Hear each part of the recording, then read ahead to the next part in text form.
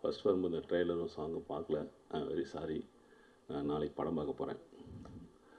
ரொம்ப ஆடியோ லான்ச்லாம் பண்ணி பார்த்து ரொம்ப 5 வருஷம் ஆச்சு. இப்போ தான் என் நண்பர், இனிய நண்பர், தயாரிப்பாளர் தருணுக்காக வந்தேன். ஆனால் இந்த மேடை வந்து மிக சிறப்பான மேடையாக இருக்குது. ரொம்ப மகிழ்ச்சியான மேடையாக இருக்குது. ரொம்ப பாசிட்டிவாக மேடையாக இருக்குது. என்னோடய டிஸ்ட்ரிபியூட்ரு அவர் வீடு விவேகானந்தன் சார். அவர் ரொம்ப செலக்டிவாக தான் படம் பண்ணுவார். அவர் வந்திருக்கிறாரு அப்படிங்கும்போதே இந்த படத்தை அவர் ஏதாவது 10-20 சீன் பார்த்துருப்பாருன்னு நினைக்கிறேன். இல்லாட்டி சும்மாலாம் வரமாட்டார். ரொம்ப நல்ல நல்ல படங்கள்லாம் பண்ணியிருக்காரு. வேந்தா பிக்சர்ஸ் நீங்கள் நோட் பண்ணி பாருங்கள். ஆனால் என்னோடய பேனரில் நான் ஒரு 10 படம் பண்ணியிருக்கேன். அதில் 8 டைரக்டர் எல்லாமே டெபியூட் தான். மியூசிக் டைரக்டர் ஒரு 5-6 மியூசிக் டைரக்டர் எல்லாம் டெபியூட் தான். இங்கே நிறைய பேர் டெபியூட்டாக இருக்கனால எனக்கு ரொம்ப மகிழ்ச்சி. பரத்தை பற்றி ரொம்ப நல்லா பேசினாங்க. கண்டிப்பாக அது தாண்டி அவர் நிறையா புக்ஸு படிப்பாருன்னு சொன்னாருங்க. அதனால் கண்டிப்பாக ஒரு எத்திக்ஸான ஒரு மூவியாக இருக்கும்னு நான் நினைக்கிறேன். இந்த படத்துடைய டிசைன், அந்த மைத்ரிங்கிறதெல்லாம் பார்க்கும்போது எனக்கு ஒரு மைனா படம் ஞாபகம் வருது. அந்த படத்துக்கும் எனக்கும் நிறைய ரிலேஷன்ஷிப் இருக்குது. அது நான் இதை கொஞ்சம் மிஸ் பண்ணிட்டேன். காலையில் இந்த சாங் வந்து பார்த்துருந்தா ரொம்ப அழகாக, ரொம்ப இந்த பத்திரிகை நண்பர்களுக்கு ரொம்ப அழகாக சொல்லியிருப்பேன். கண்டிப்பாக நீங்கள் வந்து பத்திரிகை நண்பர்களே, டிஜிட்டல் மீடியா நிறையா இருக்குது. நீங்கள் இந்த சின்ன படத்துக்கெல்லாம் நீங்கள் நிறைய எக்ஸ்போசர் பண்ணுங்கள். பெரிய பெரிய நடிகர்கள்லாம் வரும்போது நிறையா நடக்கிறது, போகிறது, வர்றது எல்லாமே வீடியோ ஷார்ட்ஸ் போடுறீங்க. அது உங்களுக்கு ரெவென்யூ தருது, அதை நான் ஒத்துக்கிறேன் கண்டிப்பாக. இந்த மாதிரி சின்ன படங்கள் நீங்களாம் படத்தை பாருங்கள். பார்த்துட்டு ரொம்ப நல்லா இருந்துச்சுன்னா நல்லா எக்ஸ்போசர் பண்ணுவீங்க. யூஸ்வலாகவே நல்ல படங்களுக்கு எப்போயுமே எஃபெக்ட் கொடுப்பீங்க. இன்னும் நிறைய எஃபெக்ட் கொடுக்கணும்னு நான் உங்களை வேண்டிக்கிறேன். இங்கே நிறைய பேர்த்துக்கு தேங்க்ஸ் சொல்லணும். குட்டிரேவதி மேடமெல்லாம் ஒர்க் பண்ணியிருக்காங்க அப்படின்னா அவங்கள நான் அவங்களுக்கு வந்து எனக்கு 5 வருஷமாக 6 வருஷமாக உங்களுக்கு தெரியும். எனக்கு சும்மாலாம் வெறும் வார்த்தையெல்லாம் பேச மாட்டாங்க. ஒரு விஷயம் இல்லாமல்லாம் அவங்க வந்து வரவும் மாட்டாங்க, பேசவும் மாட்டாங்க. ஸோ இந்த மேடை ரொம்ப சிறப்பான மேடை. மியூசிக் டைரக்டரை பற்றி நடிகர் சொன்னார். மற்றபடி எல்லோரும் பேசினாங்க. கிட்டத்தட்ட 7-8 சாங் இருக்குதுன்னு நினைக்கிறேன்.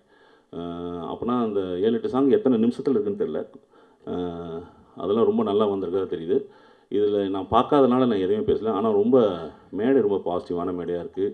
இங்கே இருக்க கேமராமேன் சரி நண்பர், தயாரிப்பாளர், கோ ப்ரொடியூசர்ஸ்லாம் ஒரு 2-3 பேர் இருக்காங்க. அப்போல்லாம் அவங்களாம் வராங்க அப்படின்னா ஒரு புதுசாக வந்திருக்காங்களான்னு எனக்கு தெரியாது. அப்படி வராங்கன்னா சும்மா ஒரு மொத்தமாகவே பரத்தையும் அந்த கதையும் நம்பி வந்திருப்பாங்க. என்னோடய நண்பர் தருண்குமாரையும் நம்பி வந்திருப்பாங்கன்னு தான் நம்புகிறேன். கண்டிப்பாக இது ஒரு சிறந்த படமாக இருக்கும். டைட்டிலே ஒரு நல்ல சூப்பராக இருக்குல்ல. ரொம்ப அருமையாக மைத்ரி, ரொம்ப நல்லா நேம் சொல்லணும்னு நான் நினச்சேன். ஆனால் அந்த எழுத்துக்குள்ளே நிறையா அந்த வார்த்தைக்கு நிறையா இருக்குதுன்னு பரத் என்கிட்ட பக்கத்தில் உட்காந்துருக்கும்போது சொன்னார். ஸோ நானும் இது எக்ஸ்பெக்டேஷன் இருக்கேன். கண்டிப்பாக இது வெற்றி படமாக அமையணும். இறைவனை வேண்டிக்கிறேன். ரொம்ப தேங்க்யூ.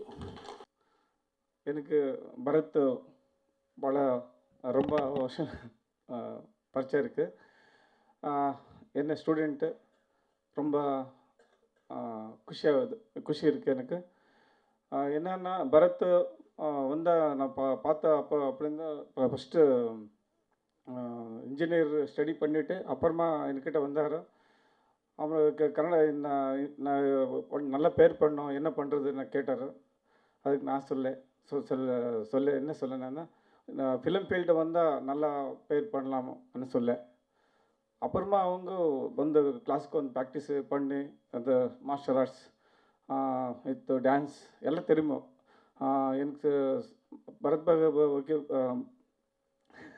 ಕನ್ನಡದ ಮಾತಾಡ್ಬೋದಾ? ಭರತ್ ಹೇಳ್ಬೇಕಂದ್ರೆ ನಿಜವಾಗ್ಲೂ ಸಕಲ ಕಲು ಅಲ್ಲವ. Acting, direction, screen play, script writer, dialogue with camera work, set, all round talented. அது சகல கலா கமலஹாசன் சொல்கிறாரு, அந்த மாதிரி சகல கலா அல்லவா. கிரேட். எனக்கு ரொம்ப குஷியாயிடுச்சு. மைத்திரி படம் ரொம்ப நல்லா வந்திருக்கு. மேக்கிங்கு எல்லாம் மேக்கிங்கு சாங்ஸ் ரொம்ப நல்லா வந்திருக்கு. எனக்கு குஷியாயிடுச்சு. தேங்க்யூ எல்லோரும். நண்பர்கள், திரை நண்பர்கள், இங்கே மேடையில் அமர்ந்திருக்கும் தயாரிப்பாளர் நண்பர்கள், கலைஞர்கள் எல்லோருக்கும் இந்த காலை வேளையில் இவ்வளவு ஒரு மகிழ்ச்சியான ஒரு நிகழ்வில் பங்கெடுத்து கொள்வது உண்மையிலேயே வந்து ஒரு பெரிய வாய்ப்பு அப்படின்னு நினைக்கிறேன் நான். காரணம் வந்து இந்த படத்தில் பாடலாசிரியராக நான் பணியாற்றி இருக்கிறேன் அப்படிங்கிறது மட்டும் இல்லை, இயக்குனர் பரத்தோட வேலை செய்திருப்பது. அது ரொம்ப முக்கியமான விஷயம். நீங்கள் இதுக்குள்ளேயே எல்லாரும் உணர்ந்திருப்பீங்க. வழக்கமாக இயக்குனர், தயாரிப்பாளர் அந்த படிநிலைகளெல்லாம் இந்த படத்தில் நம்ம பார்க்கவே முடியாது. திரைத்துறையில் வந்து இயக்குனராக இருப்பது என்பது மிகுந்த தனிமையான பயணம். கூப்பிட்டா அசிஸ்டன்ட்ஸ் ஓடி வருவாங்க, காஃபி வரும், சாப்பாடு கிடைக்கும், 100-200 பேர் செட்டில் வேலை செய்வாங்க, ஒரு கன்வேயர் பெல்ட்டில் ஏறின மாதிரி இருக்கும். ஆனால் என்ன இருந்தாலும் இயக்குனருடைய தனிமை என்பது இயக்குனரோடே இருப்பது. திரைக்கு பின்னாடி, படப்பதிவுக்கு பின்னாடி நிறைய வலி, இழப்பு, போராட்டம், குழப்பம், தயக்கம், தடை, சந்தேகம் எல்லாத்தோடையும் இருக்கும். அந்த தனிமையை எல்லாம் மிகப்பெரிய வலிமையாக ஆக்கி காட்டியிருக்கிறார் இந்த படத்தில் பரத் அப்படின்னு நம்ம சொல்லணும். அடுத்த முக்கியமான விஷயம், சினிமானா ஒரு டெம்ப்ளேட் இருந்துகிட்டே இருக்குது. இன்றைக்கு வரைக்கும் அந்த டெம்ப்ளேட்டை ஏதோ ஒரு நோக்கத்திற்காக, வணிக நோக்கத்திற்காக அல்லது மற்ற சமூக நோக்கங்களுக்காக இன்றைக்கு வரைக்கும் நம்ம வலியுறுத்திகிட்டே இருக்கோம். அந்த டெம்ப்ளேட்டை தகர்த்திருக்கார் பாரத் இதில். அதாவது நம்ம வழக்கமான சொற்களெல்லாம் பயன்படுத்துவோம், அதிக வயலன்ஸ், பாலியல் விஷயங்கள், குத்துப்பாட்டு, இந்த மாதிரி. அது மாதிரியெல்லாம் இல்லாமல் நீங்கள் மேக்கிங்லேயே பார்த்துருப்பீங்க. மேக்கிங்லேயே நிறையா நீங்கள் கதையை வந்து உணர்ந்து கொள்ள முடியும். அந்த மாதிரி அவர் பண்ணியிருக்கார் இந்த படத்தை. அண்ணல் அம்பேத்கரினுடைய கருத்தியலில் ஊறியவள் நான். அதனால் எனக்கு என்ன தோணும் அப்படின்னா, நன்றி, அந்த கருத்தியலை உள்வாங்கிய நிறைய கலைப்படைப்புகள் வரவேண்டிய அவசியம் இந்த சமூகத்தில் எப்பவும் இருந்துகிட்ருக்கு. பரத் மாதிரி நூற்றுக்கணக்கான இயக்குனர்கள் வரவேண்டிய அவசியம் இருக்குது. முழு இந்தியாவிற்கும் இதை பேன் இண்டியா படம்னே நம்ம சொல்லலாம், பேன் இண்டியன் ஃபில்ம்னு நம்ம அவசியம் சொல்லி ஆகணும் அப்படின்னு நினைக்கிறேன். ஏன்னா நாட்டுப்பற்று மிக்க எவருக்கும், சமூக பற்று, சமூக மக்கள் மேலே அக்கறை இருக்கிற எவருக்கும் இந்த மாதிரியான ஒரு உணர்வு வந்து உள்ளூர இருந்து கொண்டே இருக்க வேண்டும். அதனுடைய இளைய தலைமுறையினுடைய முதல்வனாக நம்ம வந்து பரத்தை முன்வைக்கலாம் அப்படின்னு நான் நினைக்கிறேன். சினிமாவை நம்ம எப்பொழுதும் வந்து ஒரு கனவு தொழிற்சாலை அப்படின்னு சொல்கிறோம். அது ரொம்ப வழக்குழிந்து போயிடுச்சு அப்படின்னு நினைக்கிறேன் நான். அது நகர்ந்து எப்போவோ போயிடுச்சு, ஆனால் நம்ம அதை கனவு தொழிற்சாலைன்னு சொல்கிறோம். ஆனால் அப்படி இல்லை, அது எப்போவோ சமூகத்திற்கு மத்தியில் இறங்கி அது நமது கதை, நமது கருத்து எல்லாவற்றையும் குழைத்த ஒரு உணர்வு தொழிற்சாலையாக மாறி இருக்கு. குறிப்பாக தமிழ்நாட்டில் வந்து சினிமா வந்து எங்கெங்கும் எப்பொழுதும் இருந்துகிட்டே இருக்குது நமக்கு மத்தியில். ஆனால் அதை நகர்த்தி வைத்து ஒரு கவர்ச்சியான ஒரு ஊடகமாகவே பார்க்கும் நிலை வந்து மாற வேண்டும். அதுவும் இந்த திரைப்படத்தில், மைத்ரி படத்தில் மாறியிருக்கிறது என்று நான் நம்புகிறேன். இயக்குனர் பரத் தான் இதில் கதாநாயகனாகவும் நடித்திருக்கிறார். 2 கதாபாத்திரமாக இதில் பண்ணியிருக்கிறார். அவர் இயக்குனராகவும் செய்திருக்கிறார், கதாநாயகனாகவும் பண்ணியிருக்கிறார். கதாநாயகனை விட இயக்குனர் கதாபாத்திரம் வந்து மேலோங்கி இருக்கிறது என்று நான் நம்புகிறேன். எப்பொழுதும் சொல்லுவாங்க, இலக்கை விட, சென்று சேரும் இலக்கை விட பயணம்தான் ரொம்ப முக்கியம் அப்படின்னு சொல்லுவாங்க. நான் ஒரு சித்த மருத்துவர், சித்தர்களுடைய தத்துவங்களில் பெரிய நம்பிக்கை கொண்டவள். அப்படி பார்க்கும் பொழுது இந்த படத்தோட பயணத்தை நாங்கள் அவ்வளோ என்ஜாய் பண்ணோம், அவ்வளோ அனுபவித்தோம். நீங்கள் பார்த்தீங்கன்னா ஒரு கூட்டுறவு, ஒரு கூட்டு மனசாட்சியாக இந்த படம் வந்து இருந்திருக்கு. இயக்குனர் பரத் தான், தயாரிப்பாளர் வந்து தருண்குமார் தான். ஆனால் இந்த படத்துக்குள்ளே வந்து வேலை செய்த பணியாற்றிய எல்லோருமே இந்த படத்தினுடைய கூட்டு மனசாட்சியாக இருப்பாங்க. அது ரொம்ப ஒரு ரேர் ஃபினாமினல், ஒரு அரிய ஒரு பண்பு அப்படின்னு நினைக்கிறேன். அதை இந்த படத்தில் நம்ம உள்வாங்க முடிஞ்சது அப்படின்னு நினைப்பேன் நான். அப்புறம் இன்று சினிமா திரைத்துறைக்கு ரொம்ப அவசியமாக தேவைப்படுவது அப்படின்னு நான் நம்புறது என்னென்னா, ஒரு நவீன சினிமா பண்பாடு தேவைப்படுது அப்படின்னு நினைக்கிறேன். அதையும் இந்த படத்தில் வந்து செயல்படுத்த முயற்சி செஞ்சுருக்காங்கன்னு நினைக்கிறேன். ஏன்னா நான் ஷூட் ஸ்பாட்லாம் போகல, அதெல்லாம் தெரியாமல் நான் சில விஷயங்களை சொல்ல முடியாது. ஆனால் நான் இவர்களோடு பழகிய வரைக்கும் ஒரு தோழமையாகட்டும், தோழமை உணர்வு, சமத்துவ உணர்வு, ஒரு உழைப்பு, கூட்டுழைப்பு எல்லாமே அவர்களோட வந்து நீங்கள் பார்த்தீங்கன்னா நீக்கமற கலந்துருக்கும். அது வந்து ரொம்ப அவசியம். சினிமான்னா அதுதான் இன்றைக்கி நமக்கு. ஏன்னா இன்று வந்து நமக்கிடையில் இருக்கிற வலிமையான ஊடகம், நிறைய கலைஞர்களை உள்வாங்கிய ஊடகம், நம்ம எல்லோருக்கும் சமூகத்திற்கு கம்யூனிகேட் பண்ணுறதுக்கான தொடர்பு ஊடகமாக இருப்பது வந்து சினிமா தான் அப்படிங்கிறதையும் இந்த படத்தில் வந்து அப்படியான ஒரு புதிய பண்பாட்டை வந்து அவர்கள் வந்து செயல்படுத்துகிறாங்க. இது வந்து தொடர வேண்டும் என்ற வேண்டுகோளை நான் முன்வைக்கிறேன். இது ரொம்ப அவசியம் என்று. அப்போ தான் சினிமா வந்து மக்களினுடைய ஊடகமாக மாறும். மக்கள் வந்து அதாவது ஏன் வந்து சினிமாவால் பல நேரம் வந்து மக்கள் ஏமாற்றப்படுகிறார்கள் அப்படின்னா அது தள்ளி வைக்கப்பட்டிருக்கிறது எப்பொழுதும் மக்களிடமிருந்து. அந்த நிலை மாறுவதற்கான வாய்ப்பாக மைத்ரி கண்டிப்பாக இருக்கும் அப்படிங்கிறத நான் உணர்கிறேன். அது தொடர்வதில் அதான் இருக்குது அந்த சவாலும் அந்த சாதனையும். அது வந்து சாதாரணமானதில்லை, தொடங்குவது மிக எளிது.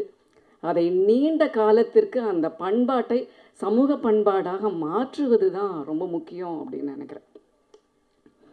அடுத்து இந்த படத்தில் வந்து பாடலாசிரியராக பணியாற்றிய அனுபவம் அப்படின்னா நான் ஏற்கனவே நிறைய பேசியிருக்கேன். ஆனால் ஏஆர் ரஹ்மான் அவர்களுக்கு நெஞ்சே எழு பாடல் எழுதியதற்கு பின்பு வெகு சில பாடல்களில் தான் இந்த பாடலில் கிடைச்ச எனக்கு அந்த சுதந்திர உணர்வு கிடைச்சிது அப்படின்னு நினைப்பேன். ரொம்ப விடுதலையான ஒரு மன உணர்வோடு நான் எழுதினேன், முழு உத்வேகத்தோடு எழுச்சியோடு எழுதினேன். அப்படி எழுதும்போதே அந்த பாடல் வந்து உங்களுக்கு ரொம்ப நெருக்கமான ஒரு உண்மையான பாடலாக மாறிடுது. அந்த வாய்ப்புக்கு மிகுந்த நன்றி ஜோயலுக்கும் பரத்க்கும்.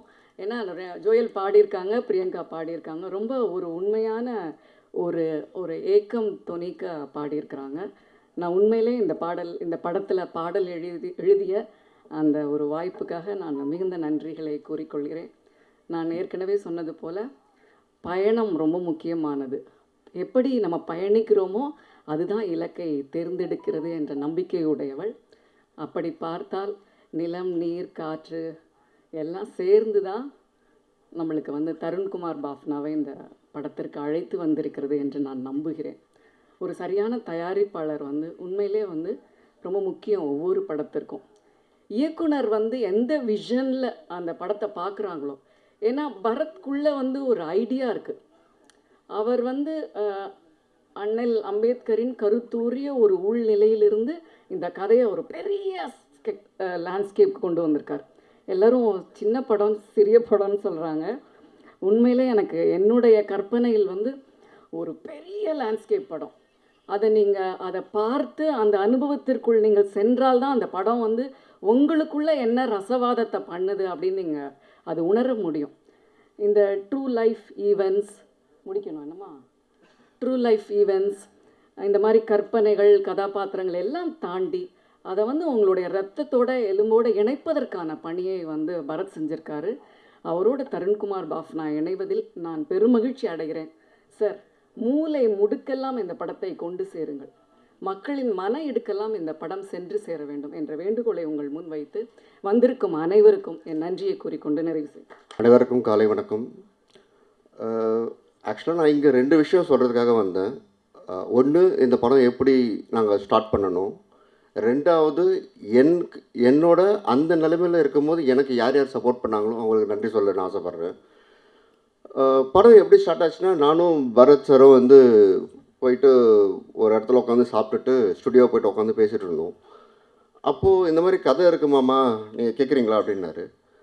சரி சொல்லுடா பார்ப்போம் அப்படின்ட்டு கதையை சொல்லி ஒரு ஃபஸ்ட் ஆஃப் முடிஞ்சிருக்கும். அப்போவே எனக்குள்ளே ஒரு கனெக்ஷன் ஃபீல் பண்ண ஆரம்பித்தேன். இது எங்கேயோ நடந்திருக்கே, நம்ம வாழ்க்கையிலும் நடந்திருக்கே அப்படின்ட்டு. படம் ஃபுல்லாக சொல்லி முடிச்சதுக்கப்புறம் தான் நான் ரியலைஸ் பண்ணேன், இந்த படத்தில் ஒரு டைலாக் ஒன்று வரும், நானும் வெட்டிக்கிளி ஆகிட்டனும் அப்படின்ற மாதிரி ஒரு ஃபீல் எனக்கும் வந்துச்சு. அதுக்கப்புறம் பேசி முடிச்சுட்டு அப்படியே தங்கிட்டே இருந்தான். என்னடா அப்படின்னேன். இல்லை மாமா அப்படின்னா. சரிடா நம்மளே புஷ் பண்ணுவோம், இதை நானே கிக் ஸ்டார்ட் பண்ணுறேன் அப்படின்னு சொல்லி இந்த படத்தை ஸ்டார்ட் பண்ணணும். பண்ணிவிட்டு ஒரு கட்டத்தில் எங்களால் நவரவே முடியல. அன்றைக்கி வந்து நானும் உங்கள் குடும்பத்தான் அப்படின்னு சொல்லி வந்தவர் தான் பாஃப்னா சார். அவருக்கு மிகப்பெரிய நன்றி சார்.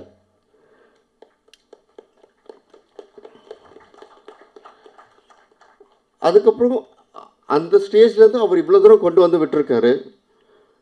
இந்த நிலைமை இந்த இடத்துல வந்து நான் எனக்கு பர்சனலாக சப்போர்ட் பண்ணவங்கள நான் நன்றி சொல்ல ஆசைப்பட்றேன். ஒன்று, நான் இந்த நிலைமைக்கு இங்கே வந்து உங்கள் முன்னாடி நான் பேசுகிறேன்னா ஃபஸ்ட்டு எங்கள் அப்பா அம்மாவுக்கு தேங்க்ஸ் சொல்லிக்கிறேன். அப்பா பேர் கன்னியப்பன், அம்மா பேர் பவளமல்லிகை. அதுக்கப்புறம் நான் சின்ன வயசுலேருந்து ஒரு முகத்தை மட்டும் நான் பார்த்து வளர்ந்தேன்னா அது காரணம் சாரி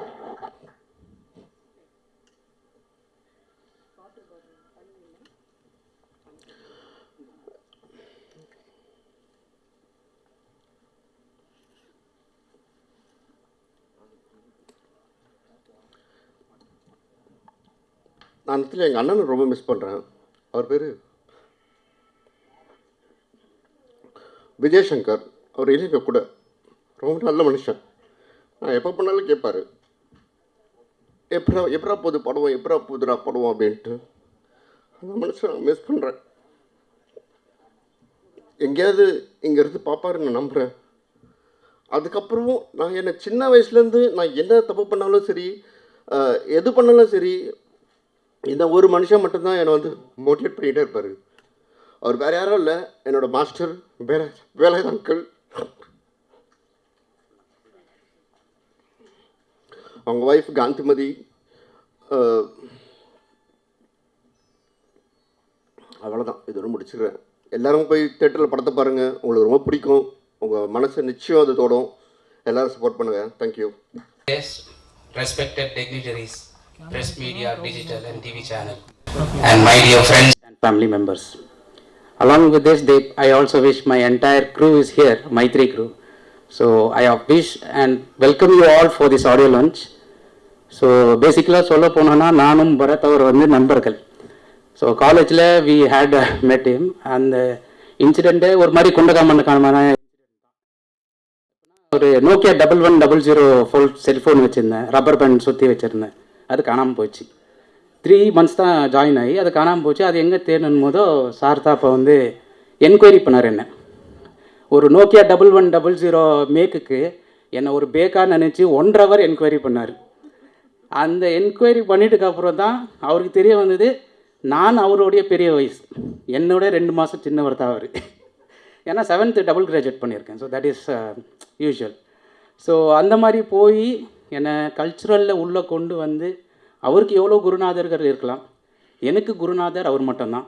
ஸோ என்னை கல்ச்சுரல் ஃபீல்டில் கொண்டு வந்து ரெக்கக்னைசேஷன் கொடுத்து அண்ட் என் கலையை வந்து வெளியே பிரபலிச்சது அவர் தான்.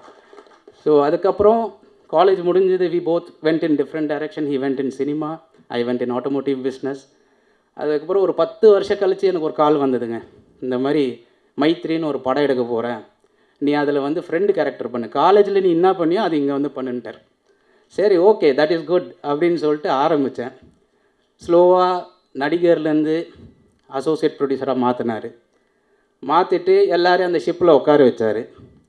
அந்த ஷிப்பில் உட்கார வச்சதுக்கப்புறம் ஒரு நாள் வந்து சொல்கிறாரு, இந்த மாதிரி நம்மளாம் கேள்விப்பட்டிருக்கோம், பார்த்துருக்கோம், ஃபேமஸான காமெடி டேல கவுண்டமணி சாரும் செந்தில் சாரும் சொல்லுவாங்க, கப்பல் கடலில் போயின்னே இருக்கும், நடுவில் நின்றுச்சுன்னா கீழே இறங்கி தள்ளணுன்னாரு. அந்த மாதிரி எங்கள் எல்லாரையும் தள்ள விட்டார். நாங்கள் கரையை தேட தேட அது வாபஸ் அப்படியே வந்துன்னே இருந்துச்சு. அந்த நேரத்தில் ஒரு பிரம்மாண்டமான சிரிப்பு முகத்தோட எங்கள் ப்ரொடியூசர் பாஃப்னா சாரை நாங்கள் மீட் பண்ணோம், தருண்குமார் பாஃப்னா சாரை. சார் கோடான கோடி நன்றிகள், இந்த படம் இன்னைக்கு இங்கே வந்திருக்கு ஆடியோ லான்ச்சுக்கு, and it is going to go for தியேட்டர்ஸ்னால் it is really a great for us as a Mythri team also. We thank you for that one. And short this one, நாங்கள் குழுவில் ஜஸ்ட் ஸ்டார்டிங்கில் சபையில் உட்காந்து பேசின்னு இருக்கும்போதும் பரத் வந்து ஒரு ஒன்லைன் சொன்னார், நீ வாழ்கிறதுக்கு ஒரு காரணம் இருக்கடா, அதுக்காக வாழுன்னு. அந்த டைமில் நான் அவருக்கு சொன்ன ஒரே விஷயம் என்னன்னா, your brain is precise, use it wisely. அதோடைய அவுட்புட்டை சூன் நீங்கள் தியேட்டர்ஸில் வந்து டெஃபினட்டாக பார்ப்பீங்க.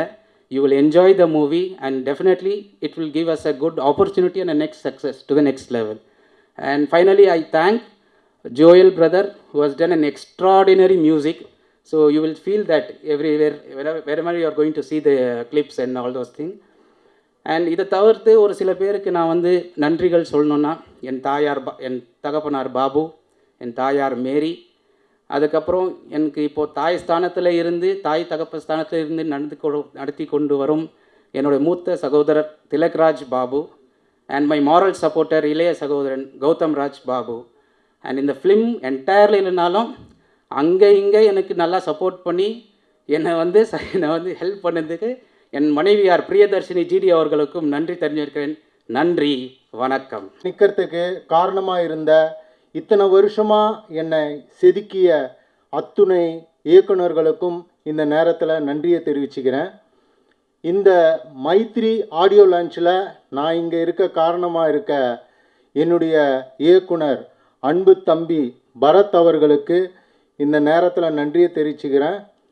அவரை வந்து எனக்கு இன்ட்ரடியூஸ் பண்ணி இந்த கேரக்டருக்கு இவர் கரெக்டாக இருப்பார்னு சொன்ன இயக்குனர் கார்த்திக் பாண்டியன் அவர்களுக்கும் இந்த நேரத்தில் நன்றியை தெரிவிச்சுக்கிறேன். ப்ரொடியூசர் தருண் சார் அவர்களுக்கும் என் நன்றியை தெரிவிச்சுக்கிறேன். மைத்ரி அப்படின்னா என்னவா இருக்கும்?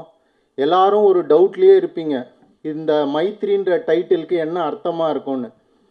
அதுக்கு எங்களுடைய டைட்டிலில் போயிட்டு நீங்கள் அந்த மைத்தின்ற பேரை ஜூம் பண்ணி பார்த்தீங்கன்னாவே தெரியும், அதில் எல்லாமே இருக்கும். அதுவே இதை ஸ்பெஷலாக நான் கருதுகிறேன். அப்புறம் இன்னொன்று விஷயம் என்ன சொல்லணுன்னா, இந்த டீமில் நான் போய் பார்க்கும்போது ஏதோ புதுசாக தான் நான் போனேன், பட் ஒரு ஃபேமிலி மாதிரி அது ஆகிட்டோம். அங்கே எனக்கு ட்ரீட் பண்ண அசிஸ்டன்ட் டைரக்டர், முக்கியமாக சொல்லணுன்னா இலா, பிரவீன், இன்னும் நிறைய பேர் இருந்தாங்க. அவங்களாம் அப்படி கேர் எடுத்துக்கிட்டாங்க. அதே மாதிரி இந்த படத்தில் பார்த்திங்கன்னா நிறைய சீன்ஸ் வரும். அந்த சீன்ஸ்லாம் நீங்கள் வேறு எந்த படத்துலையும் பார்த்துருக்க மாட்டீங்க. ஏன்னா யுனிக்காக இருந்தது. நானே பார்த்துட்டு என்னடா இது யுனிக்காக இருக்கே அப்படின்னு நினச்சேன். அதுவே இந்த படத்துக்கு வந்து பெரிய சக்ஸஸாக இருக்கும்னு என்னோட கருத்து. அப்புறம் பார்த்திங்கன்னா இதில் வந்து நடிச்சிருந்த காயத்ரி ஷான் அவங்க வந்து பார்த்திங்கன்னா வெயிட்டை வந்து ரொம்ப ரெடியூஸ் பண்ணி நடித்தாங்க, அப்புறம் கெயின் பண்ணி நடித்தாங்க. அது வந்து இந்த படத்தை பார்க்கும்போது நீங்களே பிரமிப்பாக பார்ப்பீங்க, என்னடா அது ஒரு ஆக்ட்ரஸ் வந்து இவ்வளோ எஃபர்ட் போட்டு நடிச்சிருக்காங்களேன்னு. ஆனால் எங்களுடைய இயக்குனர் அன்பு தம்பி பரத் வந்து சும்மா முடியை நீட்டாக வளர்த்துக்கிட்டு, பின்னாடி கொஞ்சம் வளர்த்துக்கிட்டு, இப்படி தூக்கி அப்படியே பயங்கரமாக ஸ்கோர் பண்ணிவிட்டு, நம்ம எதிர் வீட்டு பையன் மாதிரி இருக்கானே, இவன் நம்ம பக்கத்து வீட்டு பையன் மாதிரி இருக்கிறானேன்ற மாதிரி சூப்பராக நடிச்சுட்டு போயிட்டார். ஸோ மியூசிக் ஆடியோ லான்ச்சில் வந்திருக்கோம். இதில் வந்து மிஸ்டர் ஜோயல் ரொம்ப சூப்பராக மியூசிக் பண்ணியிருக்காரு. எனக்கு தெரிஞ்சு இந்த படத்தில் வந்து ஒரு 5 சாங்கோ 6 சாங்கோ இருக்குது. இதில் இப்போ ஒரு சாங் பார்த்தீங்க, அதில் வந்து ஒரு ஹம்மிங் வரும், கரி கரி கரி கரின்னு. அதுவே கேட்குறதுக்கு வந்து ரொம்ப சூப்பராக இருக்குது. ஸோ இந்த படத்தில் எல்லா விஷயமே சூப்பராக இருக்குங்க. இன்னொரு விஷயம் சொல்லணுன்னா, டைலாக். இந்த படத்தில் டைலாக்லாம் பார்த்தீங்கன்னா என்னடா அது இப்படி ராவாக இருக்குது இந்த படத்தில்னு நினைப்பீங்க. அதாவது எக்ஸாம்பிளுக்கு என்ன சொல்லணுன்னா, ஃப்ரெண்ட்ஸ் படத்தில் வடிவேலு தலையில் ஒரு சுத்தியல் விழுந்த உடனே ஒரு சவுண்டு வரும், டங்குன்னு. அந்த மாதிரி இருக்குங்க டைலாக் எல்லாமே. எனக்கே நானே பார்க்கும்போது என்ன இப்படி இருக்குது. அதாவது டைலாக் வந்து இவர் வந்து எப்படின்னா ட்ரூ இன்ஸ்பிரேஷனில் தான் நிறைய டைலாக் எழுதியிருக்காரு. அதாவது கற்பனையில் எழுதுனதை விட ரியலாக பார்க்கும்போது பேசுகிறாங்கல்ல நிறைய கேரக்டர்ஸ், அந்த கேரக்டர்ஸை வச்சு எழுதுனதுனால ஒவ்வொரு டைலாக்கும் ரொம்ப சூப்பராக இருக்கும். அதனால் நீங்கள் எல்லாருமே துறையை சார்ந்தவங்களாக இருக்கட்டும், திரைத்துறை சாராதவர்களாக இருக்கட்டும், எல்லாருமே இந்த படத்தை வந்து தியேட்டரில் போய் பார்த்துட்டு இந்த படத்தை மிகப்பெரிய வெற்றி படமாக ஆக்கணும்னு இந்த நேரத்தில் கேட்டுக்கிறேன். அதே மாதிரி மீடியா பீப்புளும் இந்த மாதிரி சின்ன படங்களுக்கு வந்து நல்ல சப்போர்ட் கொடுத்து இந்த படத்தை பெரிய படமாக ஆக்கணும். ஏன்னா இந்த படம்லாம் பெரிய படமாகனா அவங்க எல்லாருமே அடுத்தடுத்து படம் பண்ண கண்டிப்பாக ரெடியாக இருக்காங்க. அதனால் உங்கள் எல்லாருடைய சப்போர்ட்டும் வேணும்னு இந்த நேரத்தில் கேட்டுக்கொள்கிறேன். நன்றி, வணக்கம். கலைப்படைப்புனா அதில் வந்து பல விஷயங்கள் இருக்குது. முக்கியமாக சொல்லப்போனால் அதில் உயிர் போகிற அளவுக்கு பெயின் இருக்குது அதை படைக்கும் போது. ஸோ அதை வந்து பாராட்டிலன்னா அந்த டைம்லேயே அதை செத்துரும். இந்த படத்தில் அவ்வளோ பெரிய உழைப்பு, கண்ணிலே பார்க்க முடியாத அளவுக்கு உழைப்பு இருக்குது. எதுக்கடா தேவையில்லாமல் இவங்களை கூட்டின்னு வந்து இல்லை போட்டு டார்ச்சர் பண்ணிட்டோமோன்ற ஒரு பெரிய தயக்கம், பெரிய மன உடைச்சல். இதை எப்படின்னா வெளியே எடுத்துன்னு வந்துடணும், செத்தாலையும் பரவாயில்ல இதை வெளியே எடுத்துன்னு வந்துடுவேன்ற நம்பிக்கை இருந்துச்சு. முடிஞ்ச அளவுக்கு இல்லையா, உழைப்பு செத்துடக்கூடாது. இல்லை, உழைப்பு செத்துச்சுன்னா இந்த சமூகமே செத்துரும். உழைப்பாலேயே நம்ம வந்து ஒடுக்கப்பட்டுட்டே இருக்கும்போது நம்ம உழைப்பு பாராட்டப்படவில்லைன்னா எப்படி? அப்போ எவ்வளோ ஸ்ட்ராங்காக நம்ம நிற்கணும். ஸோ இது வெறும் படமாக மாத்திரம் நான் கன்சிடர் பண்ணவே இல்லை. இது ஒரு ஐடியாலஜி, இது ஒரு சித்தாந்தம், இது ஒரு பிரின்சிபல். இந்த பிரின்சிபலை எப்படி எடுத்துகிட்டு போக போகிறோம்? ரொம்ப கிராட்டிடியூடோடு எடுத்துன்னு போகிறோம், நன்றியோடு எடுத்துன்னு போகிறோம்.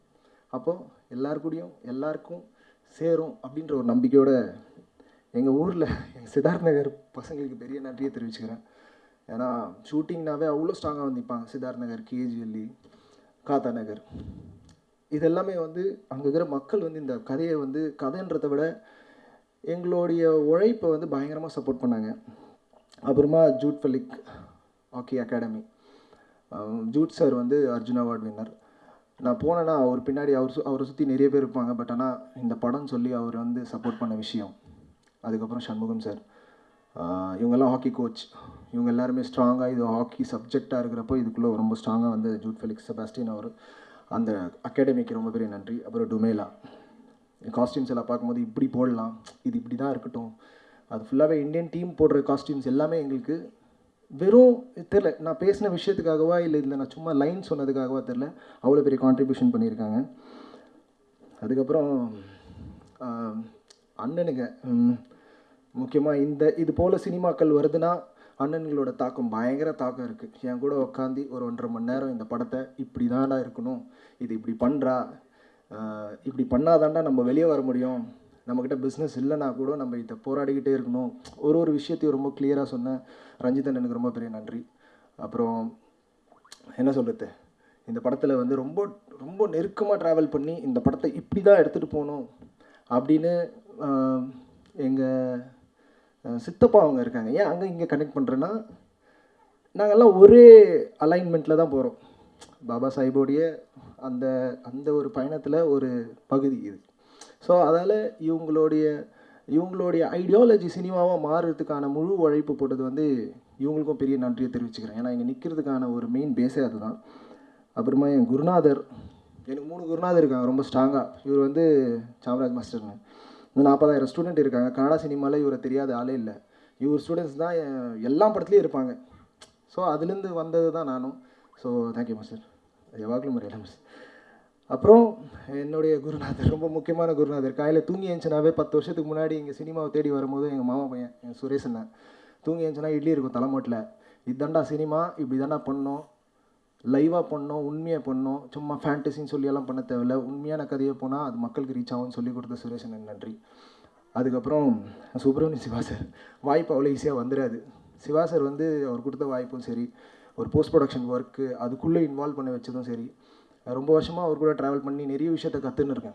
முக்கியமாக அவர் எல்லா படத்துலையும் போய் அசிஸ்டன்ட் டைரக்டராக ஒர்க் பண்ணுவார்.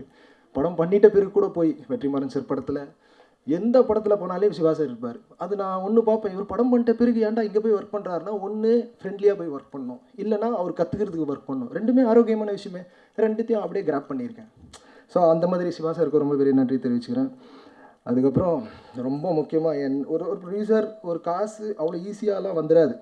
அப்போ அந்த காசை இன்வெஸ்ட் பண்ணுறதுக்கு எவ்வளோ யோசிப்பாங்கன்னா அவ்வளோ அசால்ட்டாலாம் இல்லை. ஆனால் இதில் இனிஷியல் ஸ்டேஜில் நான் ஒரு கதையை எடுத்துகிட்டு போகும்போதோ என்னை ஷார்ட் ஃபிலிம்லேருந்தே சப்போர்ட் பண்ண எங்கள் மாமா லக்ஷ்மி நாராயணன், அப்புறம் அக்கா, 2 பேருமே வந்து ரொம்ப சென்சிட்டிவாக ஒரு ட்ராவல் இருந்தாலையும் மைத்ரி வந்து இந்த படத்தை எப்படியெல்லாம் எவ்வளோ தூரத்துக்கு நேற்று வரைக்கும் எவ்வளோ தூரத்துக்கு சப்போர்ட் பண்ணியிருக்காங்கன்றது நினைக்கும் போது அதுக்கெல்லாம் வார்த்தையே இல்லை. அதேமாதிரி எமோஷனல்லாம் பயங்கரமாக ஆகிடுவேன் நான், நல்லா குபீர்னு. கேமராமேன் சொன்னார், ஜி ஸ்டேஜில் கேஜில் அழுதுறாதீங்க ஜின்னு. சத்தியமாக அழ மாட்டேன் ஜி, ஏன்னா இப்போ தான் நான் வந்திருக்கேன். அதுக்கெல்லாம் அவ்வளோ ஈஸியெல்லாம் அசர்ற மாதிரி இல்லை. பர்சனலாக ரொம்ப க்ளோஸாக இருக்கிறவங்க, நெருக்கமாக இருக்கிறவங்ககிட்டலாம் வேணால் கதறி அழலாம். இந்த அண்ணன் முன்னாடியெல்லாம் அண்ணனுக்கு தெரியும், அண்ணனா நம்ம அண்ணன் சீனியர், நம்மளோட சீனியர், சினிமாவில் எங்களுக்கான சீனியர். அண்ணனுக்கெல்லாம் கதறி மெசேஜ் அனுப்பியிருக்கேன். அவரெல்லாம் டே சாரிடா ஏன்டா அப்படின்ற மாதிரி பேசுகிற அளவுக்கு போயிருக்கு. ஸோ அந்த வகையில் அவ்வளோ ஈஸியெல்லாம் அழ மாட்டேன். நிறைய விஷயங்கள் பேச வேண்டியதாக இருக்கிறதால பயங்கர போல்டாக, ஏன்னா இது ஒரு வாரில் இருக்குன்றது எனக்கு நல்லா தெரியுது. கைகாலை வெட்டினா கூட படம் பண்ணிக்கிட்டே இருப்போம். ஏன்னா இது எங்களோட ஐடியாலஜி, இது எங்களோட சித்தாந்தம். We won't give up. ஏன்னா இது அவ்வளோ ஸ்ட்ராங்காக எடுத்துகிட்டு போகணும் மக்கள்கிட்ட. ஸோ அந்த வகையில் லக்ஷ்மி நாராயணன் அண்ணன் மாமாக்கும் அப்புறம் அக்காவுக்கும் பெரிய நன்றி. சரிங்களா? அப்புறம் அண்ணன் சொன்னாலும் அப்படியே மூச்சு முட்டுற அளவுக்கு, இதுதான் இவ்வளோ தூரம் நான் எப்படின்னா பேசிடுவேனா, இவங்களை பற்றியெல்லாம் பேசினா எப்படி இருக்கும் அப்படின்ற நினைக்கும் போது ரொம்ப போல்டாக இது எப்படி கண்ட்ரோல் பண்ணுவேன்னு தெரியாமல் இருந்தாலும் சரி, முடிஞ்ச அளவுக்கு லைட்டாக கிளான்ஸ் பண்ணிக்கிறேன். அண்ணன் இல்லாமல்லாம் நான் இங்கே இல்லவே இல்லை. பயங்கர ஸ்ட்ராங்கான சப்போர்ட், அது எல்லாருக்குமே தெரியும், டீமில் எல்லாருக்குமே தெரியும். ஏன்னா அது சாதாரணமாகவே ஒரு அண்ணனா அப்படியே ஓகே எல்லாருக்கும் சப்போர்ட் இருக்கலாம், ஆனால் அவர் பயங்கர கிரிக்கெட்டரு. எங்கள் வீட்டில் பயங்கர கப்புங்க இருக்கும், அதெல்லாம் தூக்கி வச்சு ஒரு வாட்டி வீடு ஷிஃப்ட் ஆகும்போதோ அந்த கப்புங்கெல்லாம் எடுத்து லோட் பண்ணிகிட்ருக்காரு. நான் வேலைக்கு போகிற நிலமை இல்லை, நீ வேலைக்கு போயே தீரணுன்ட்டார் ஒரு வாட்டி. நீ வேலைக்கு போயே தீரணும், ஏன்னா நீ 10 வருஷத்துக்கு அப்புறம் 10 லட்சம் இல்லை 10 கோடி எடுத்துன்னு வந்தால் கூட இங்கே யாரும் இல்லைன்னா நீ என்ன பண்ணுவ, எல்லாம் வேஸ்ட் ஆகிடும். இப்போத்துக்கு ஃபேமிலியை பார்த்துக்கணுன்னா நீ வேலைக்கு போகணும் அப்படின்ற மாதிரி ஒரு நிலையில் வந்தாச்சு. வீட்டில் ரொம்ப கஷ்டமான சூழ்நிலையில் நானும் ரொம்ப ஃபீல் ஆகிட்டேன். ஏன்னா நான் ஒரு ஷார்ட் ஃபிலிம் பண்ணியிருந்தேன், அது நல்லா வந்துருந்துச்சு. ஆனால் நம்ம டேரக்ட் ஆகிடலாமே, நம்ம எதுக்குடா வேலைக்கு போகணுன்னு. இன்ஜினியரிங் படிச்சிருக்கேன், நல்ல வேலை கிடைச்சிரும், பட் ஆனாலும் அது ஒத்துக்காது இல்லை பேஷன். அப்போது நான் 2 நாள் மன உடைச்சல், அதை அவர் புரிஞ்சுக்கினாரு. உன் ஸ்கிரிப்டெல்லாம் என் கப்பு மாதிரி வச்சிடாத, நீ போ, நான் ஃபேமிலியை பார்த்துக்கிறேன், நீ டேரக்டர் ஆகும். இங்கே நிற்கும் போது நான் டேரக்டர் ஆகிட்டேன்னு நினைக்கிறேன். ஸ்கிரிப்டை வைக்கல நான் இல்லை, சரியா. அதுக்கப்புறம் நண்பன் ஒருத்தன் கத்தின்னு ஓடினு இருந்தான் இல்லை விஜய்னு, இந்த காலேஜில் டான்ஸில் கூப்பிட்டு வந்து நடுவில் நிற்க வச்சு நீ பண்ணியா பண்ணுவேன்னு அசோசியேட் ப்ரொடியூசராக மாறி இதில் ரொம்ப பெரிய பயணம். நிறைய விஷயம் இழந்துட்டான் அவன் இந்த படத்தாலன்னு சொல்லலாம், ஒரு விதத்தில் நிறைய விஷயம் இழந்துட்டான். பட் ஆனால் இன்னைக்கு வரைக்கும் எவ்வளோ ஸ்ட்ராங்காக நிற்கிறான்னா அதுக்கு என் மேலே வச்சுருந்த நம்பிக்கைக்கு நான் எப்படி என்ன ரிட்டர்ன்ஸ் பண்ண போகிறேன்னு தெரில. கண்டிப்பாக ரிட்டர்ன்ஸ் வந்துடும்ன்ற நம்பிக்கை இருக்கியா பேசின பேச்சில் எல்லாரும், சரியா. அதனால் விஜய்க்கும் ரொம்ப பெரிய நன்றியை தெரிவிச்சுக்கிறேன். ஆல்பர்ட்னா சின்ன வயசுலேருந்தே பயங்கர டிசிப்ளின்டு. அவரை பார்த்தாலே நம்ம ஏரியா புள்ள என்னடா இவ்வளோ டிசிப்ளினாக இருக்குது, நம்மளாம் அப்படி இல்லவே இல்லையாடா அப்படின்ற மாதிரி இருக்கும். டிசிப்ளினாக நடந்து வருவார், டிசிப்ளினாக நடந்து போவார். பேட்டிங் ஆடும்போது கூட ராகுல் டிராவிட் மாதிரியே பிஹேவ் பண்ணுவார். அப்போ அவ்வளோ டிசிப்ளின்டான ஆளாக இருக்கும்போது அது பெரிய ஒரு இன்ஸ்பைரிங்காக இருந்துச்சு. அவர் பயங்கரமாக ஒரு மூடை க்ரியேட் பண்ணிகிட்டே இருக்கார். சரி, அவர்கிட்ட போய் நிற்கும் போது சூப்பராக ரிசீவ் பண்ணி எங்களை அடுத்த கட்டத்துக்கு எடுத்துன்னு போகிறார். ஸோ ஆல்பர்ட்னாக்கு ரொம்ப பெரிய நன்றி. அதுக்கப்புறம் சேட்டண்ண கிராஃபிக்ஸ் ஒரு 3-4 படத்துக்கு வந்து ரோட்டோ ஆர்டிஸ்ட்டாக ஒர்க் பண்ணி இந்த படத்தில் ஹாக்கி டீம்ஸை வந்து ஃபுல்லாகவே அந்த ஹாக்கி போர்ஷன் எல்லாத்தையுமே வந்து பேக்ட்ராப் எல்லாம் பக்காவாக ஒர்க் பண்ணி கொடுத்த சூப்பர்வைசர், கிராஃபிக்ஸ் சூப்பர்வைசர் எங்கள் மாமன் சேட்டனுக்கு நன்றி. அதுக்கப்புறம் ஏசு வந்து ஷூட்டிங் அட்டன் பண்ணிட்டு வந்து இப்போ பார்க்குற வீடியோஸ் எல்லாமே எடிட் பண்ணி ஷூட்டிங்லேயும் அட்டன் பண்ணிவிட்டு அங்கே ஆஃப்லைன் எடிட் பண்ணி திருப்பி வந்து நைட் ஃபுல்லாக தூங்காமல் வெறும் 1 hour மட்டும் படுத்து எழுந்துட்டு போகிற எனர்ஜி இருக்கிறதுனா அதெல்லாம் வந்து அந்த உழைப்பை எப்படி ரிட்டர்ன்ஸ் பண்ண போகிறோன்னு தெரியாது. ஸோ ஏசு, சதீஷ் இவங்கெல்லாம் கிராஃபிக்ஸ் டீமுக்கு எல்லாமே ரொம்ப பெரிய நன்றி தெரிவிச்சுக்கிறேன். அதுக்கப்புறம் ஆர்ட் டைரக்டர், நீ காற்றுலேயே வரைவையா அப்படின்ட்டு பறந்து பறந்தெல்லாம் வரைஞ்சாப்புல. ஆனால் ரொம்ப சென்சிட்டிவான மேட்ரு என்னென்னா அவங்க அப்பாவுக்கு ஆப்ரேஷன் ஆயிடுச்சு. ஷூட்டிங்கில் அன்றைக்கி வரப்போகிறதுலன்னு இதெல்லாம் டிசைட் பண்ணிட்டோம். வாட்ஸ்அப்பில் மெசேஜ் பறக்குதா வந்து ஆப்ரேஷன் அவங்க அப்பாவுக்கு ஆகிட்டே இருக்கும்போது கூட அங்கே ஆப்ரேஷன் ஆகிட்டு இருக்குது. ஆனால் இங்கே குரூப்பில் இந்த ஐட்டம் இங்கே இருக்குது, இந்த ப்ராப்பர்ட்டி இங்கே இருக்குது, இந்த கண்டினியூட்டி அங்கே இருக்குது அப்படின்னு குரூப்பில் பேசிகிட்டே இருக்காப்புல அங்கே ஆப்ரேஷன் ஆகிட்டு இருக்கு. நானும் சரி, ஒரு ஆர்ட் டைரக்டர் இல்லைன்னா, ஒரு ஷூட்டிங் ஸ்பாட்டில் ஒரு ஆர்ட் டைரக்டர் ஸ்பாட்டில் இல்லைன்னா அது பெரிய ப்ராப்ளமை க்ரியேட் பண்ணுறோம் போஸ்ட் ப்ரொடக்ஷனில். நான் பண்ணிகிட்டே இருக்கோம். ஒரு 2 மணி நேரம் ஸ்டார்டிங்லேருந்து ஒரு 11-12 மணி வரைக்கும் ரொம்ப கஷ்டப்பட்டோம். கபார்னு பார்த்தா நான் ஃப்ரேமில் பார்த்துன்னுக்கிறேன், மூஞ்சி வந்துட்டு போகுது ஆர்ட் டைரக்டருது. என்ன ராஜா இங்கேனா, இல்லை ஆப்ரேஷன் பண்ணியாச்சு முடிஞ்சிச்சு, அப்பா அனஸ்தீசியாவில் இருக்கார், இன்னும் ஏஞ்சிக்கிறதுக்கு ஒரு 3 மணி நேரம் ஆகும். ஸோ அந்த கேப்பில் நான் இதை முடிச்சுட்டு நான் திருப்பி ஓடிடுறேன். ஏன்னா அவங்க வீட்டில் யாரும் இல்லை, அவன் தான் பார்த்துக்கணும் அப்பாவை. அந்த நிலையில் இருக்கிறப்போ ஏன்னா அம்மாவுக்கும் உடம்பு சரியில்லை, இப்போ அவங்க இல்லை. பட் ஆனால் ரெண்டுத்தையும் பார்த்துக்கின விஷயம் வந்து அந்த நான் சொன்ன விஷயத்துக்கு எவ்வளோ ரெஸ்பான்சிபிளாக, முக்கியமாக இந்த ஐடியாலஜிக்கலாக அவன் எவ்வளோ கனெக்டடாக இருந்தால் அப்பா அங்கேயும் பார்த்துக்கணும் இங்கேயும் பார்த்துக்கணும்னு சொல்லி பேலன்ஸ் பண்ணது ஆர்ட் டைரக்டர் ரொம்ப பெரிய நன்றி. தம்பி தான் கூடயே சுற்றுனவங்க, இதை குத்துடலாமா ஒர்க் அவுட் ஆகுமானா ஒர்க் அவுட் பண்ணி காட்டினாப்புல இல்லையா அது. அதுக்கப்புறம் சவுண்டு கேட்குற விஷயம் எல்லாமே வந்து இவனுக்கு என்ன தெரியும்னா டிஜே தான் தெரியும். சாரவ் டிஜே பண்ணியிருக்கேன், எனக்கு எதுவுமே தெரியாது, நீ வா இதெல்லாம் பண்ணுன்னு நைட் அண்ட் டே ஸ்பெஷலாக மியூசிக் கொடுத்து மியூசிக்கில் ஐடியா கொடுத்து அந்த சவுண்ட் எஃபெக்ட்ஸ் எல்லாமே பக்காவாக ஒர்க் பண்ண சாரவுக்கு நன்றி. அதுக்கப்புறம் டிஏ ஆர்டிஸ்ட் திலீப்பனுக்கும் நன்றி.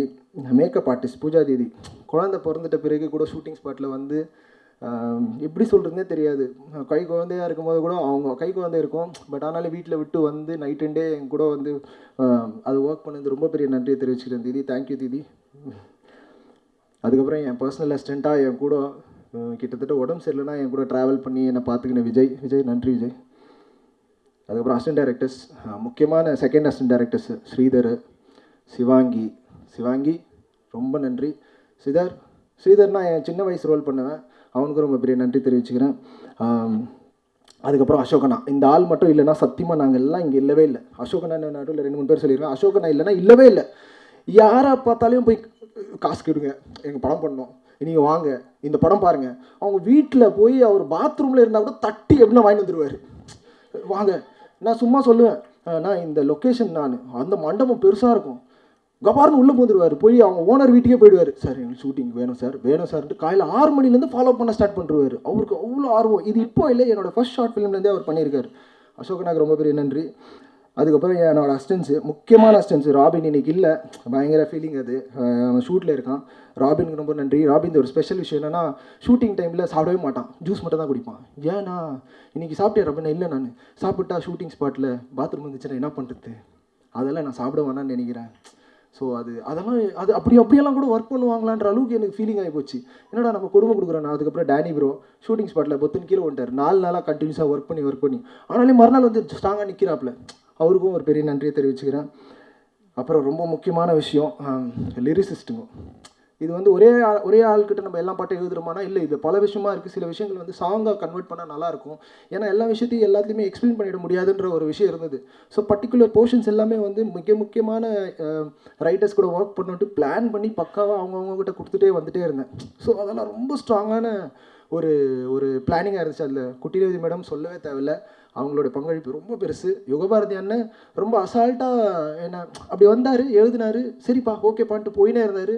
ரொம்ப சிம்பிளாக ஒரு விஷயம் சொன்னார், இந்த படம் நல்லா பேசப்படும், நீங்கள் கவலையப்படாத, எது இருந்தாலும் எடுத்துகிட்டு வா, நான் பண்ணி கொடுக்குறேன் அப்படின்ற அளவுக்கு சொல்லியிருந்தார். அவர் இங்கே இல்லை, அவர் தஞ்சாவூரில் இருக்கார், வர வேண்டிய நிலைமை. ஆனால் மேலும் நான் அடுத்த ப்ரோக்ராமில் வந்து சந்திப்பார். அதுக்கப்புறம் ராஜண்ணை போய் பேசும்போது அவர் எப்படி எழுதுறாருன்னு எட்டி பார்த்துன்னு இருப்பேன். ஆனால் இது ஓகேவா, இல்லைண்ணே இது வேணாமா, இது வேணாம், அவ்வளோ கிளியராக அவர் ஒரு விஷயத்தையும் நான் சொல்லும் போதும் அவ்வளோ சூப்பராக எழுதி கொடுத்தாரு. அந்த பாட்டு எல்லாமே செம்ம சூப்பராக உங்களுக்கு வந்து ரீச் ஆகும். இப்போ பேசுகிறது நீங்கள் கட் பண்ணி கூட போடுவீங்க, ஏன்னா அவ்வளோ அழகாக நிறைய விஷயத்தை பார்த்து எழுதினார். அதுக்கப்புறம் வாசன், மலேசியாவிலேருந்து வாசன்ன்றவர், அவருக்கு சொல்லவே தேவையில்லை, அவர் அவ்வளோ பெரிய உழைப்பு போட்டு வாசன் தலைவரே ரொம்ப நன்றி அந்த ரேப்க்கெல்லாம். அடுத்தது என்னுடைய லிரிசிஸ்ட்டுன்னு தாண்டி என்னுடைய ரொம்ப ஸ்ட்ராங்கான அசிஸ்டன்ட் டைரக்டர் இளமாறன். ஏன் உன்னை லிரிசிஸ்ட்டுன்னு சொல்கிறேன்னா, இதுக்கப்புறம் லிரிசிஸ்ட்டுன்ற பேரில் நீ நிறைய சம்பாதிக்கணுன்ற ஆசை இருக்குது. ஏன்னா அசிஸ்டன்ட் டைரக்டராக நம்மளுக்கு எதுவுமே வரமாட்டேங்குதுயா.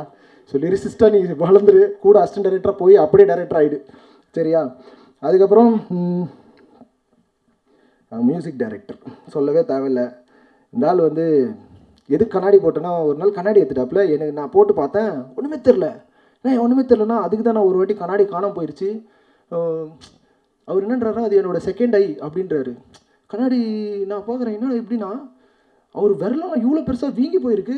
நான் ஃபஸ்ட் டைம் பார்க்கும்போது என்னடா இவ்வளோ பெருசாக வீங்கி போயிருக்குன்னா, எப்போ ஏன் ப்ரோனா, இல்லை ப்ரோ என் கை இப்படி தான்றாரு. அப்போ தான் தெரியுது அவர் சின்ன வயசுலேருந்து ப்ராக்டிஸ் பண்ணி டம்பிள்ஸ் தூக்குனா எப்படி பைசப்ஸ் வருமோ அது மாதிரி விரலெல்லாம் பெருசாகிட்டு வருது. அந்த அளவுக்கு ஒர்க் பண்ணுற மாதிரி தெரியுது. அவன் நினச்சோம் என்னடா மியூசிக் டைரக்டர்னு.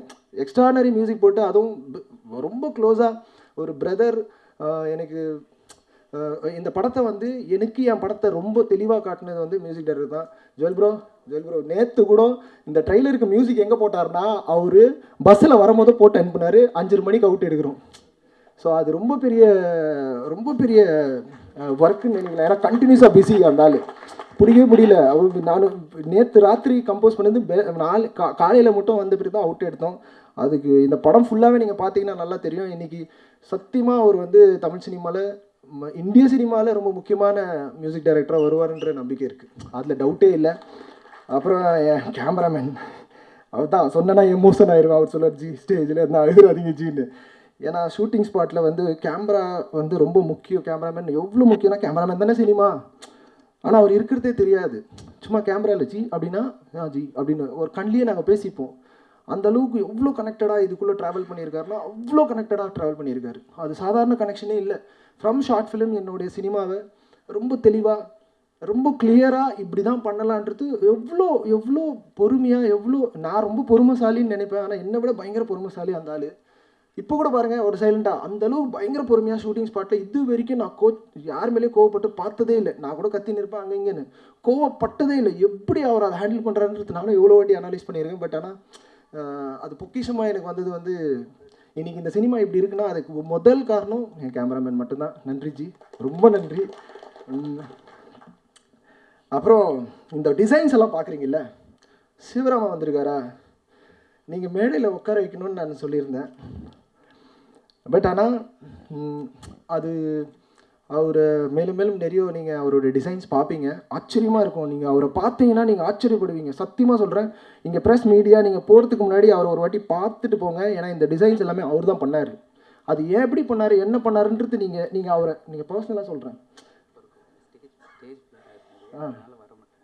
ஸ்டேஜ் ஃபியராக இருக்குன்றாரு.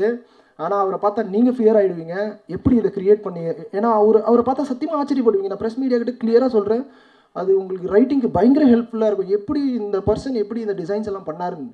ஏன்னா ஷாக்கிங். நான் இவ்வளோ பேசுகிறேன், ஏன் அதை ஸ்பெசிஃபிக்காக சொல்கிறேன் நீங்கள் பாருங்கள். போகிறதுக்கு முன்னாடி அவரை பார்த்துட்டு அவருடைய டிசைன்ஸ் அவ்வளோ கிளாஸாக சூப்பராக ஒரு டிசைனும். நானும் பாப்னா சார் கையெத்து கும்பிட்றாரு குரூப்பில் டிசைனை பார்த்துட்டு நாங்கள் தப்பிச்சிருவோண்டா நாங்கள் ஒரு டிசைனும் அவர் சூப்பராக பண்ணி கொடுத்த சிவராம சுரேஷ்க்கு ரொம்ப பெரிய நன்றி.